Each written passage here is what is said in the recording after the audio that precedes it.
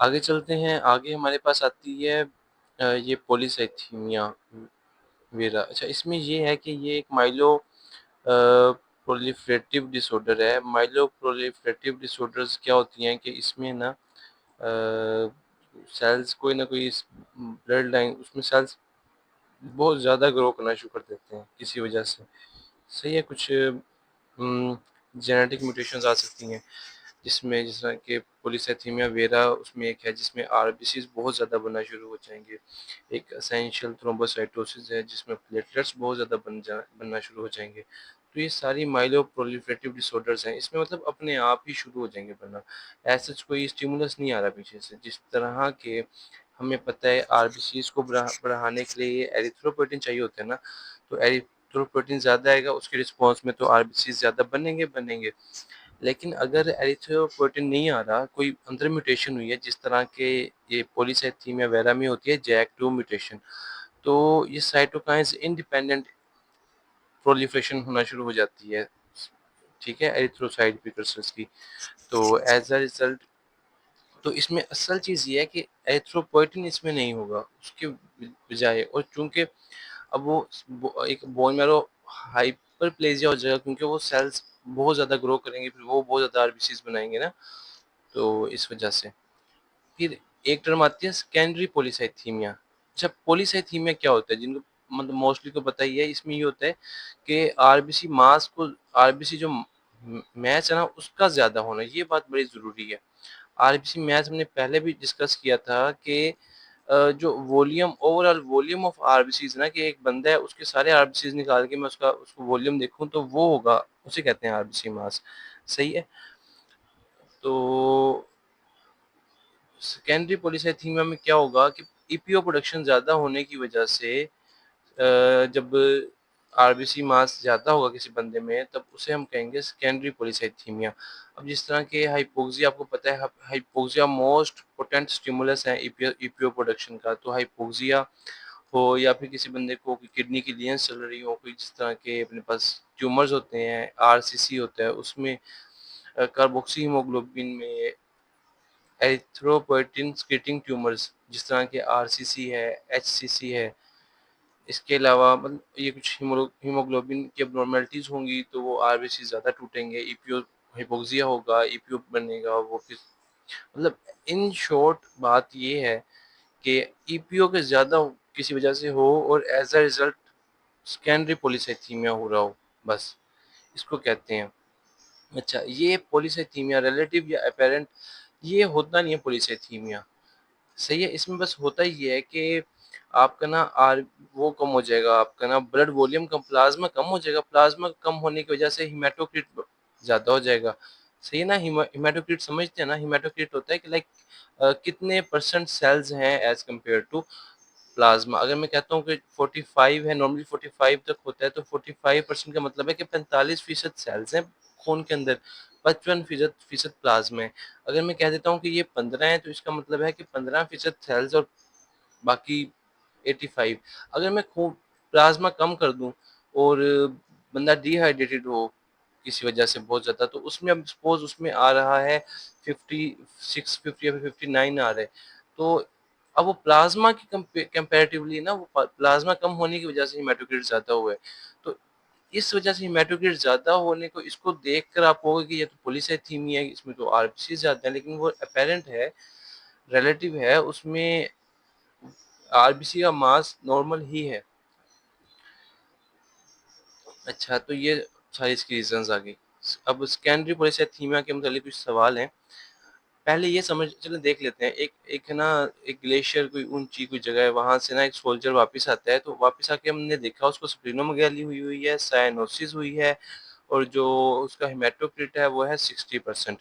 Pack cell volume जो उसका है ना वो है 60%, लाइकली हैज सेकेंडरी पॉलीसाइथीमिया।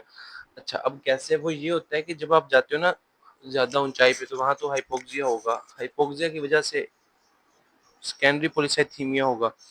मतलब आरबीसी मास ज़्यादा होगा। आरबीसी मास जब आपके ब्लड आपके खून मतलब गाढ़ा हो जाएगा खून, समझ रहे हैं बात को, खून गाढ़ा हो जाएगा। अब ये जो गाढ़ा खून है ना, ये ना ये वेसल्स में ना अच्छे से रन नहीं करता। किसी भी चीज़ में अभी सुनने में अच्छा लगता है कि आरबीसीज़ ज़्यादा हैं, वॉव!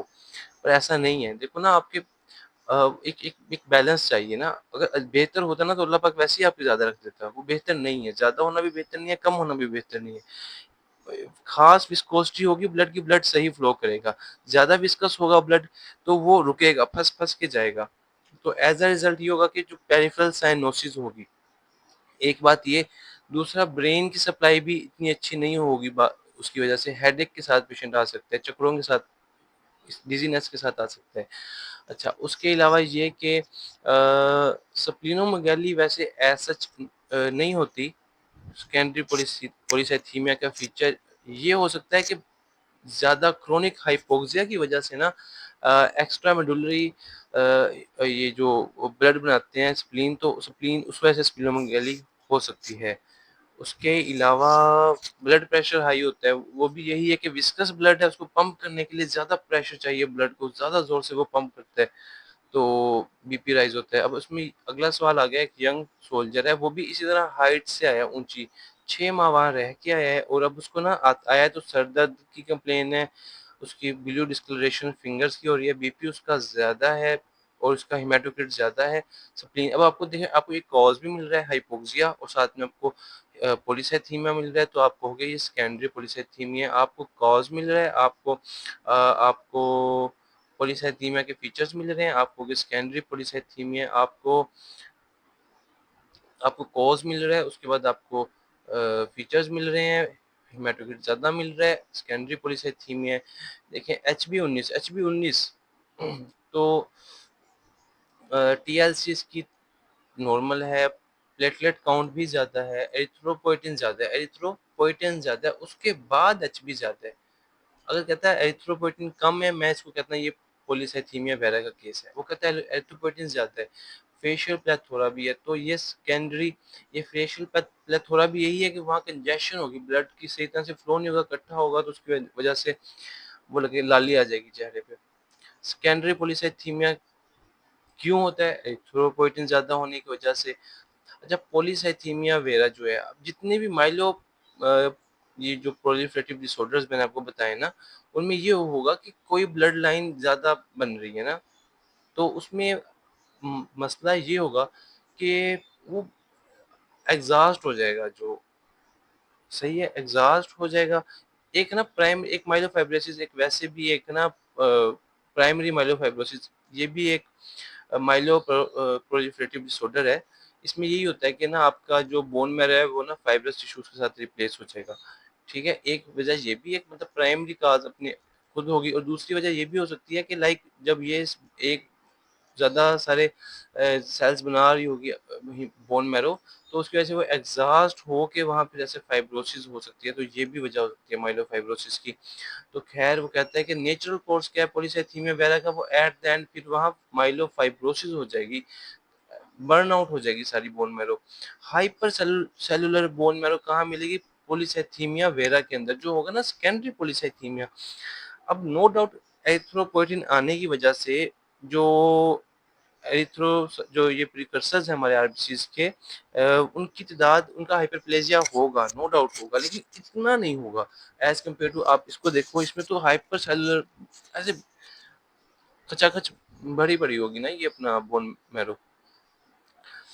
सेल्स स्पेयर्ड इन पॉलीसाइथीमिया वेरा लिम्फोसाइट्स, ठीक है, क्योंकि इसमें ना माइलोइड लिनिएज जो होती है वो इफेक्ट हो रही होती है, और ये जो लिम्फोसाइट्स है ये बनते हैं लिम्फोइड लिनिएज से।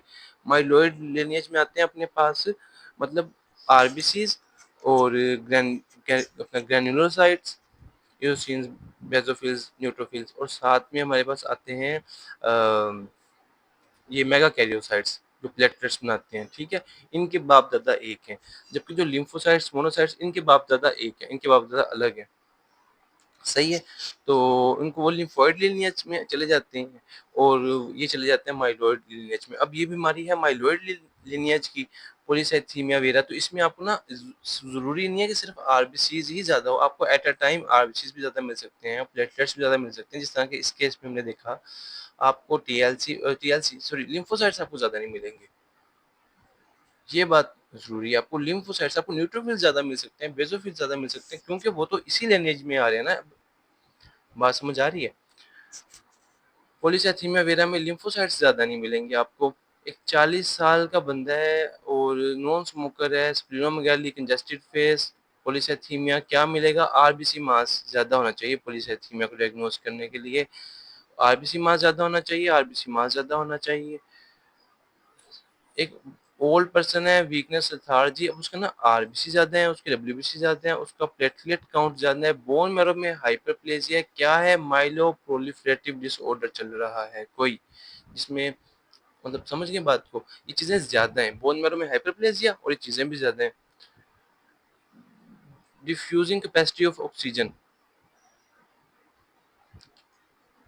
अच्छा अच्छा सॉरी, मैं पीछे काट रहा हूँ इसमें। ये कि बोन मैरो देखें ना, आपको आपको आपने देखने अलग सेंस बननी चाहिए बात की। एक बंदे में आरबीसी ज्यादा, टीएलसी ज्यादा और प्लेटलेट काउंट भी ज्यादा, और पीछे देखा तो बोन मैरो भी हाइपर सेलुलर। तो मतलब ये है कि बोन मैरो की वजह से मसला चल रहा है।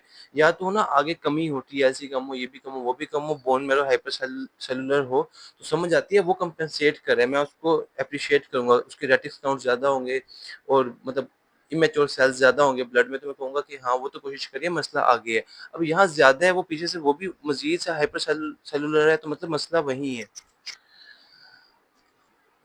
एक डिफ्यूजिंग कैपेसिटी है ऑक्सीजन की from alveoli maximum in polycythaemia. अच्छा, अब होता ये है कि एक एक टर्म होती है डीएलसीओ, ठीक है? ये होती है diffusion capacity of carbon monoxide. अब हम लोग है ना, बाज़ इसमें ये होता है कि हम लोग ना एक बंदे को ना सीओ कार्बन मोनोऑक्साइड देते हैं और उसमें ना चेक करते हैं कि इनहेल देते हैं और उसको वापस फिर जो एक्सहेल उसमें चेक करते हैं, कंपैरिजन करते हैं। तो हमें पता लगता है कि कितनी ज़्यादा क्रॉस हो गई है वन गो में, सही है? तो जितनी ज़्यादा क्रॉस हो जाएगी, इसका मतलब है कि जो लंग्स हैं वो उतनी उनकी मेम्ब्रेन्स अच्छी हैं, उनमें कोई मसला नहीं है। अब कुछ कंडीशंस होती हैं, जिस तरह के पल्मोनरी फाइब्रोसिस होती है, उसमें सारे जो ये लंग्स हैं फाइब्रोज हो जाएँगे। अब अगर मैं उनका डीएलसीओ चेक करूँगा, तो सीओ जो मैं भेजूँगा ना, उसमें से मोस्टली वापस आ जाएगी घूम के। क्यों? क्योंकि उनको इतनी अच्छी नहीं थी, एफिशिएंट नहीं थी मेम्ब्रेन्स कि उसको फ़ौरन-फ़ौरन निकाल पाती। तो उनमें डीएलसीओ ज़्यादा होगा अभी, सॉरी, उनमें डीएलसीओ कम होगा, सही है? क्योंकि वो अच्छे से नहीं निकाल पा रही। अब इसमें डिफ्यूजन कैपेसिटी कम होगी ना ऑक्सीजन की, उस बंदे की, वो अच्छे से डिफ्यूज़ नहीं कर पा रहा। अब इसमें पॉलीसाइथेमिया में क्या होगा, इसमें ऐसा होगा कि आपके लंग्स में ने कुछ भी ऐसा नहीं किया, आपकी डीएलसीओ आ गई ज़्यादा, सही है? अब इसका मतलब ये नहीं है कि लंग्स जनाब अ, हाइपर एक्टिव हो गए हैं, फिर कोई मतलब एक्स्ट्रा सिस्टम डेवलप हो गया है कि नॉर्मल से भी। तो उसमें वजह ये है कि इधर है ना पॉलीसाइथेमिया हुआ होगा कैपिलरीज के अंदर, सही है? तो पॉलीसाइथेमिया में डीएलसीओ ज़्यादा होने की वजह ये है कि लंग्स हाइपर एफिशिएंट नहीं हुए, बल्कि जो इधर ऑक्सीजन के कैचर्स थे वेसल्स के अंदर, वो ज़्यादा हो गए हैं। समझ आई बात की? तो आप वन गो में ज़्यादा ऑक्सीजन उठा लेंगे आपकी। मेम्ब्रेन उतनी ही एफिशिएंट है जितनी पहले थी। आई गेस कुछ हद तक आइडिया होगा मैं क्या कहना चाह रहा हूँ। तो पॉलीसाइथेमिया में डीएलसीओ ज़्यादा हो जाता है। अच्छा, हम कार्बन मोनोऑक्साइड की चेक करते हैं वैसे तो, लेकिन वो कंपेरेबल होती है ऑक्सीजन के साथ ही, सही है? तो हम लोग इसलिए कार्बन मोनोऑक्साइड से ही अंदाज़ा लगा लेते हैं। आगे चलते हैं। एरिथ्रोपोइटिन की सिक्रीशन का क्या स्टिमुलस है? हाइपोक्सिया। और अच्छा, कहाँ से बनती है ये एरिथ्रोपोइटिन? ये जो अपने पास नेफ्रॉन होता है ना, उसके जो पेरिट्यूबुलर सेल्स हैं, अभी लाइक नेफ्रॉन की वो आ गई, हाई लोपोफेनली आ गया, डीसीटी आ गई, फिर वो आ गए, मतलब ये सारी जो भी बनता है। और जो यहाँ पेरिट्यूबुलर सेल्स है ना, इधर ये पेरिट्यूबुलर सेल्स बनाएंगे, पेरिट्यूबुलर इंटरस्टिशियल सेल्स बनाएंगे क्या? एरिथ्रोपोइटिन। और हाइपोक्सिया उसका, ठीक है, स्टिमुलस है। क्या करेगा ये? फिर आरबीसीज की प्रोडक्शन को बढ़ाएगा। इनहिबिशन क्या है इसकी? इनहिबिशन है इसकी कि अगर ऑक्सीजन लेवल्स नॉर्मल होंगे, हाइपोक्सिया नहीं होगा, तो ईपीओ इनहिबिट रहेगा। फार्माकोलॉजिकल एजेंट्स क्या है? थियोफाइलिन। थियोफाइलिन चाय के अंदर मिलती है हमें, लेकिन चाय पीने से चाय इतनी ज़्यादा नहीं होती कि आपके ईपीओ को कम कर दे, एरिथ्रोपोइएटिन प्रोडक्शन को कम कर दे। अच्छा वैसे ये है कि चाय पीने से आयरन डेफिशिएंसी हो सकती है, वो अनीमिया काज़ करवा सकती है। अब उसकी वजह ये है कि जब स्ट्रॉन्ग चाय लेते हैं ना, स्ट्रॉन्ग चाय, तो वो आयरन डेफिशिएंसी करवाती है। रेगुलर चाय लो स्ट्रॉन्ग, तो उसकी वजह से हो सकता है। अच्छा, लेकिन वो सही है। Also remember in renal adenoma erythropoietin नहीं, रीनल एडिनोमा तो एक बिनाइन ट्यूमर है, ये तो लाइक मास है, इस तरह बना पड़ा है किडनीज के अंदर। जो है ना रीनल सेल आरसीसी और जो है एचसीसी, ये है कि सेकेंडरी कराते हैं, लाइक एक्टोपिक प्रोड्यूस करते हैं एरिथ्रोपोइटिन। तो ये बात गलत है, इसकी जगह आरसीसी अगर हुआ तो वो सही जवाब होगा। सही है, ये बात गलत है। आगे चलते हैं। एंड स्टेज रीनल डिजीज का पेशेंट है, अनीमिया है, तो उसे क्या देंगे? Erythropoietin. And stage renal disease में वजह ही ये होती है कि किडनीज बाकी कामों के साथ साथ एरिथ्रोपोइटिन भी नहीं बना रही होती। एज अ रिजल्ट उसका हल फिर एरिथ्रोपोइटिन ही है। लेकिन ये खतरनाक होती है, ये हाइपरटेंशन वगैरह करवाती है, तो सीकेडी में वैसे ही मसले चल रहे होते हैं, तो इसका बड़ा ख्याल करना पड़ता है। एरिथ्रोपोइटिन ये बनाते हैं, एरिथ्रोपोइटिन ये बनाते हैं, एरिथ्रोपोइटिन किडनी बनाती है, एरिथ्रोपोइटिन ये बनाते हैं। Is secreted by renal tubular epithelial cells, यार secreted by peritubular interstitial cells of kidney। अच्छा, ये कहते हैं प्राइमरीली यही स्क्रीट करते हैं, लेकिन चूंकि वो उसके करीब होते हैं तो ऑप्शंस में भी बेस्ट ऑप्शन यही बनता होगा, इसलिए उसने लिख दिया। स्क्रीशन ऑफ एरिथ्रोपोइटिन हाइपोक्सिया को स्टिमुलेट करता है, हाइपोक्सिया इसके रिलीज को स्टिमुलेट करता है। एरिथ्रोपोइटिन की सिक्रीशन चाय इनहिबिट करती है, नहीं करती, मतलब थियोफाइलिन करती है, जिस जो चाय में होती है, लेकिन इतनी नहीं होती कि चाय पीने से आपका एरिथ्रोपोइटिन कम हो जाए। अच्छा, कंडीशंस आ गई। एक पेशेंट है, एंड स्टेज रीनल डिजीज चल रही है, सवेयर एनीमिया, क्या करेंगे? उसकी वजह यह है, उसकी एरिथ्रोपोइटिन कम बन रही है, एंड स्टेज रीनल डिजीज का पेशेंट है, अनीमिया है, क्या करना है उसको? क्या मसला है? एरिथ्रोपोइटिन की डेफिशिएंसी है, and stage renal disease, erythropoietin deficiency. Creatinine 3 पे है, यूरिया 140 पे है, एचबी कम है, क्या वजह? Erythropoietin deficiency, and stage renal disease का पेशेंट है, डायलिसिस पर है, क्या बेस्ट थेरेपी है उसके अनीमिया की? वो है आईवी एरिथ्रोपोइटिन। अच्छा, हमारे पास एरिथ्रोपोइटिन दो फॉर्म्स में हम लोग यूज करते हैं, सबकट में और आयरन में, सॉरी आईवी में। जो आईवी होती है वो हम लोग जो डायलिसिस के पेशेंट्स होते हैं उनमें आईवी यूज करते हैं, क्योंकि वहाँ एक पहले ही वीनस एक्सेस हमें मिली होती है ना, तो आप उसी के थ्रू एरिथ्रोपोइटिन दे लेते हो।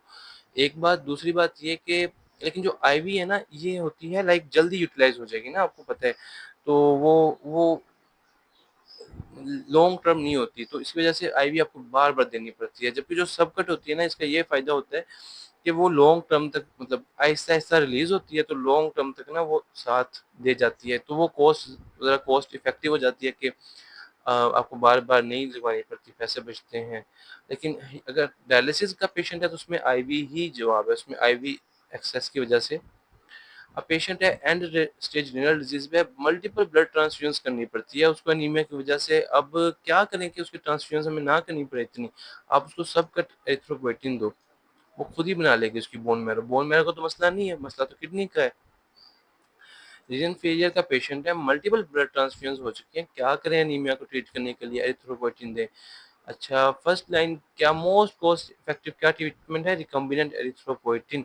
अच्छा, ये बात आपने याद करनी है, याद रखनी है कि जो सीकेडी का पेशेंट है ना, इसमें 9 से 11 तक हमने एचबी रखनी होती है। 9 से कम हो तब आपने एरिथ्रोपोइटिन स्टार्ट करवानी है, और 11 से ज़्यादा नहीं जाना। उसकी वजह ये है कि 11 से ज़्यादा जब जाती है ना, तो हमने देखा है कि मोर्टेलिटी का रिस्क ज़्यादा हो जाता है।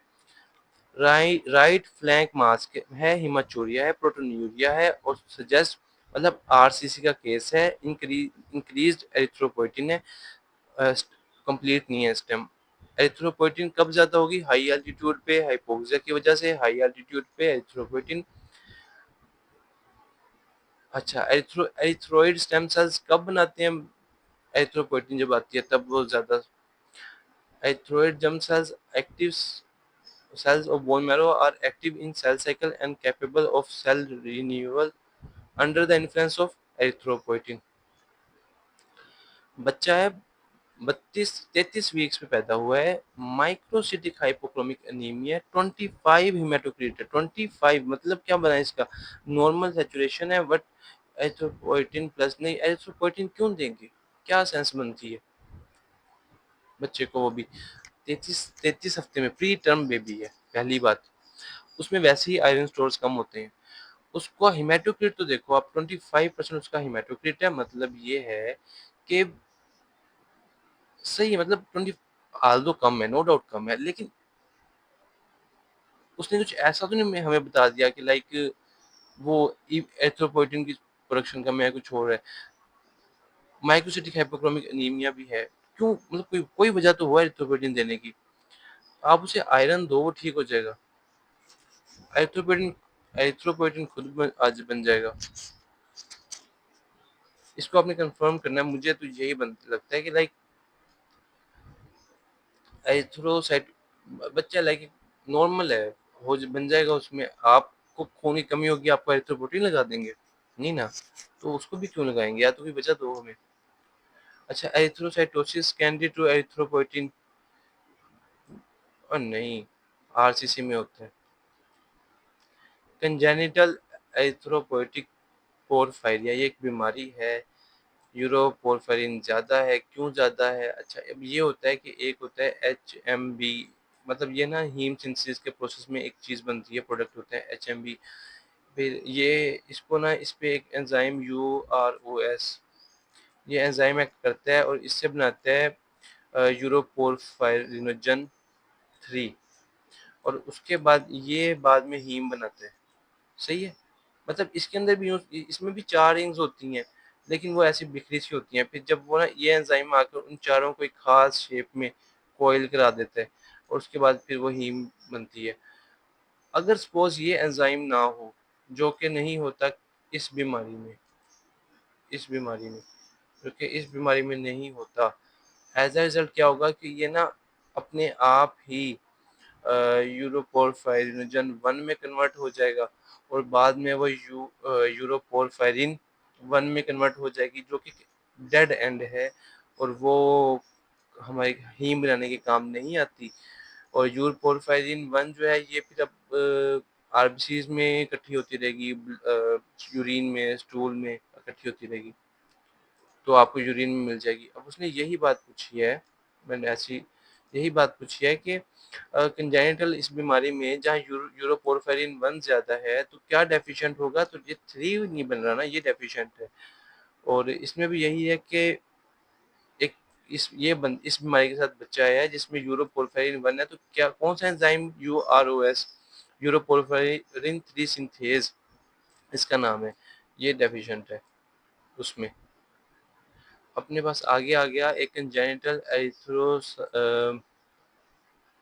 एरिथ्रोसिटिक पोरफायरिया, कैसे डायग्नोज करेंगे आप, यूरोपोरफायरिन देखो आप ब्लड, यूरिन में, स्टूल में, इधर भी देखे ना, आपकी सारी स्टेम्स में उसने खुद हमें देख के बताया, मतलब ये अहम था, उसने कहा कि ये बीमारी देखी इसमें ये ज़्यादा है, ये बीमारी देखी इसमें ये ज़्यादा, तो मतलब ये ज़्यादा होना इस बीमारी की अलामत है, तो इसलिए उसने ये मेन डायग्नोस्टिक फीचर क्या है, ये ज़्यादा।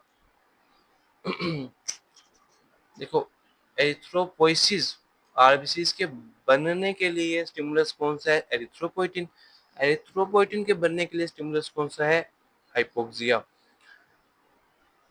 अच्छा, अब ये देख लें एप्लास्टिक एनीमिया क्या होता है, कि किसी वजह से मल्टीपल काजेज हैं, मोस्ट कॉमन इडियोपैथिक है कि आपके बोन मैरो ने ना बनाना छोड़ दिए, सही है, मतलब मल्टीपल काजेज में है कि ड्रग्स भी करा देती हैं, रेडिएशन भी करा देती हैं, कई बैक्टीरिया वगैरह भी करा देते हैं, तो जिसका दिल करता है करा देते हैं। जो माइलो प्रोलिफरेटिव डिसऑर्डर्स हमने पहले डिस्कस कर ली, इसमें कोई भी इसमें ना कोई भी सेल लाइन उसकी ना ज़्यादा प्रोडक्शन हो जाएंगी, सेल सही बन रहे होंगे, मेच्योर बन रहे होंगे, लेकिन ज़्यादा बन रहे होंगे, और एमडीएस जो है माइलो डिस्प्लास्टिक सिंड्रोम, इसमें नाम से जाहिर है डिस्प्लास्टिक, डिस्प्लास्टिक के सेल्स, कोई कोई लिनिएज ना जो माइलोइड लिनिएज है उनका कोई भी सेल जो है वो ऐसे खराब बनाना शुरू कर देंगे, सही है, डिस्प्लास्टिक से सेल बनाना शुरू कर देंगे, जिनको ब्लास्ट भी कहते हैं, और एक शर्त ये होती है कि आपको ना बोन मैरो में ब्लास्ट 20% से कम मिले, अगर आपको यही 20% से ज़्यादा मिले ना, तो इसको हम कहते हैं, ये फिर कैंसर है, एक्यूट माइलोइड ल्यूकीमिया इसको, ये वो उस तरफ प्रोग्रेस कर लेता है, ये एक प्री मैलिग्नेंट कंडीशन है। अगर इसमें ब्लास्ट सेल्स 20 से ज़्यादा हो जाएँ तो AML हम उसे कैटेगराइज़ करते हैं। तो हमने मेजर देख लिया, हम आगे पढ़ लेते हैं। एक पेशेंट आ गया, उसको ना हेपेटाइटिस की हिस्ट्री है, बोन मैरो क्या है, हाइपोसेलुलर है, फैटी चेंजेस है, ये एप्लास्टिक एनीमिया में फैटी चेंजेस हो सकती हैं बोन मैरो में, तो वो एप्लास्टिक एनीमिया है। फीचर ऑफ एप्लास्टिक एनीमिया क्या है, fatty bone marrow. 65 year old lady है, और आपने देखा कि उसको उसको ना देखो आर्थराइटिस, उसको ना वीकनेस भी है, सपोज जो अनीमिया की वजह से हो सकता है, ब्रूसिस है उसको, जो प्लेटलेट्स की कमी की वजह से हो सकता है, देखो पैनसाइटोपिनिया, सारी सेल लाइंस कम है, और असल असल बात ये है, 0.1 रेटिकुलोसाइट काउंट है। देखो पैनसाइटोपिनिया में क्या रेटिक काउंट इतनी होनी चाहिए थी, ये तो होनी चाहिए थी कि 8-9 पे पहुंची हो, तो वो 0.1% है, इसका मतलब पीछे से ही मसला है, बन ही नहीं रहे। और हाइपोसेलुलर बोन मैरो है, नॉर्मल सेल मोर्फोलॉजी नॉर्मल है जितने भी हैं, तो ए प्लास्टिक अनीमिया है। पैनसाइटोपिनिया रेटिक्स 0.1%, ए प्लास्टिक अनीमिया। ए प्लास्टिक अनीमिया में इन्वेस्टिगेशन ऑफ चॉइस क्या है, बोन मैरो बायोप्सी लो, आपको सेल लाइंस तो कम है, आपने ये देखना है कि ठीक है सेल लाइंस कम है, क्या बोन मैरो कोशिश कर रहा है, लेकिन मेरे लिए तो वैसे सेल लाइन से भी अंदाजा हो जाता है। आप बोन मैरो को देखोगे, उसमें आपको वो डायग्नोस्टिक है, आपको फाइब्रस टिश्यू ज्यादा मिलेगा, आपको हाइपोसेलुलर मिलेगा बोन मैरो। ये प्लास्टिक अनीमिया, ये plastic anaemia is diagnosed on both bone marrow aspirate और ट्रिफिन बायोप्सी। अच्छा, जो बोन मैरो एस्पिरेट होता है, इसमें हम ना बोन मैरो में नीडल डाल के एस्पिरेट लेते हैं, उसमें देखते हैं, और जो ट्रिफिन बायोप्सी है, इसमें चंक लेते हैं पूरा, कॉम्पैक्ट बोन का भी, स्पॉन्जी बोन का भी, बीच में बोन मैरो भी होता है, वो सारा निकालते हैं, उसको ना सारे को देखते हैं। अच्छा, आगे चलते हैं, अपने पास आ गया a patient with pancytopenia. Patient with pancytopenia investigation क्या है, बोन मैरो बायोप्सी। माइलोफाइब्रोसिस में क्या मिलता है, टेयर ड्रॉप सेल्स मिलते हैं। अब माइलोफाइब्रोसिस, जो प्राइमरी माइलोफाइब्रोसिस है, एक एक जो प्राइम वो माइलोप्रोलिफरेटिव डिसऑर्डर है, मैं तीसरी दफा ये बात बता रहा हूँ। इसमें आपको ड्राई टाइप मिलेगा या टेयर ड्रॉप सेल्स मिलेंगे। ड्राई टाइप ये जब आप लोगे बायोप्सी, क्योंकि फाइब्रोसिस हो चुकी है, ठीक है ना, तो फाइब्रस टिश्यू तो नहीं आएगा आपके एस्पिरेट के अंदर, फैट तो आ जाएगा, सेल्स तो आ जाएंगे, जिस तरह ए प्लास्टिक एनीमिया में आ रहे थे। अब जब फाइब्रस टिश्यू तो नहीं खींचा जाएगा, तो ड्राई टाइप होगा। और दूसरी बात ये है कि टेयर ड्रॉप सेल्स मिलेंगे, तो जो अपने पास ये जो बोन पड़ी है अपने पास, जिसमें फाइब्रोसिस हो चुकी है, तो इसमें से जब अब ये फाइब्रोसिस हो चुकी है, तो जो आरबीसी जब इसमें से निकलेगा ना, तो बड़ा मुश्किल से ऐसे मुश्किल से निकलेगा, तो वो जब निकल के जाएगा ना, उसकी शेप खराब हो जाएगी, वो एक टीयर ड्रॉप सेल की शक्ल में आ जाएगा। तो वो यही उसने बात की है। साथ में हॉलमार्क फीचर क्या होता है माइलोफाइब्रोसिस का, मैसिव स्प्लीनोमेगाली, उसकी वजह ये है कि extra poetic sorry extra medullary haematopoiesis हो रही होती है। टीयर ड्रॉप सेल्स भी मिलते हैं, हमें पता है। Pelger Huet cells found in myelodysplastic syndromes. अच्छा, ये एक एबनॉर्मल शेप्ड सेल्स हैं, मतलब न्यूट्रोफिल्स जो होते हैं, जिनमें कम हो लाइक कम लोब्स वाले न्यूट्रोफिल्स होते हैं। तो मैं तो इसको ऐसे याद किया कि पागल हुए सेल्स आपको मिलते हैं माइलोडिस्प्लास्टिक सिंड्रोम में।